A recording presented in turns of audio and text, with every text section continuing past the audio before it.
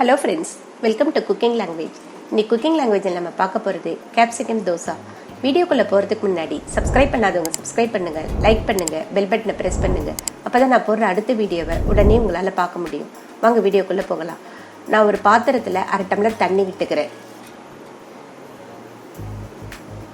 200 gram பூண்டை நல்லா தோல் உரித்து எடுத்து வச்சுருக்கேன். அதை இப்போ நம்ம தண்ணியில் சேர்த்துக்கலாம். பூண்டு கூடவே நான் 5 காஞ்ச மிளகாவையும் சேர்த்துக்கிறேன்.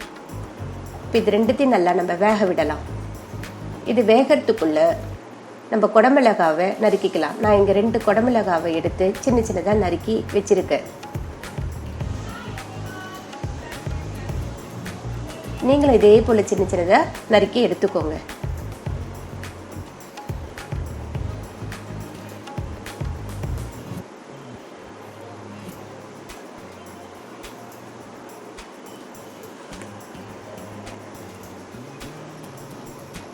இப்போ இது ரெண்டும் நல்லா வெந்து வந்திருக்கு. இப்போ நம்ம கேஸை நிறுத்திட்டு இதை ஆற விட்டுட்டு நம்ம நல்லா அரைச்சி எடுத்துகிட்டு வந்துடலாம்.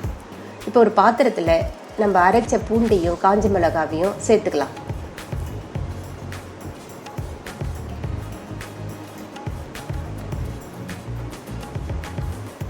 கூடவே நம்ம நறுக்கி வச்சிருக்க குடமிளகாயையும் இதில் சேர்த்துக்கலாம்.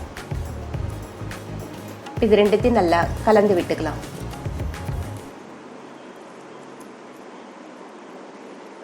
இது நல்லா கொதிச்சு வருது.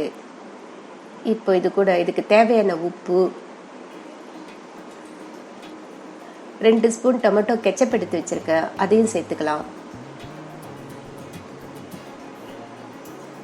ஒரு 1/4 ஸ்பூன் சர்க்கரையும் சேர்த்து எல்லாத்தையும் நல்லா கலந்து விடலாம். இப்போ இது ஒரு 2 நிமிஷம் நல்லா வேக விடலாம். இப்போ நம்மளுடைய குடமிளகாய் தோசைக்கு சட்னி ஒன்று ரெடி ஆகிருக்குது. இப்போ நான் ஒரு தோசைக்கல்லில் நம்ம தோசை மாவு இருக்கு இல்லையா, அதை வச்சு நான் தோசை சுட்டுக்கிறேன்.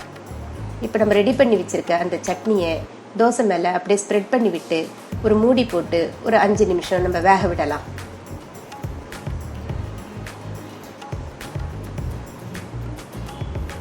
தோசை நல்லா வெந்து வந்திருக்கு பாருங்கள். நம்மளுடைய குடமிளகாய் தோசை ரெடி ஆயிடுச்சு. இந்த வீடியோ உங்களுக்கு பிடிச்சிருந்ததுன்னா லைக் பண்ணுங்கள், ஷேர் பண்ணுங்கள், சப்ஸ்கிரைப் பண்ணுங்களேன். உங்களுடைய கமெண்ட்ஸ்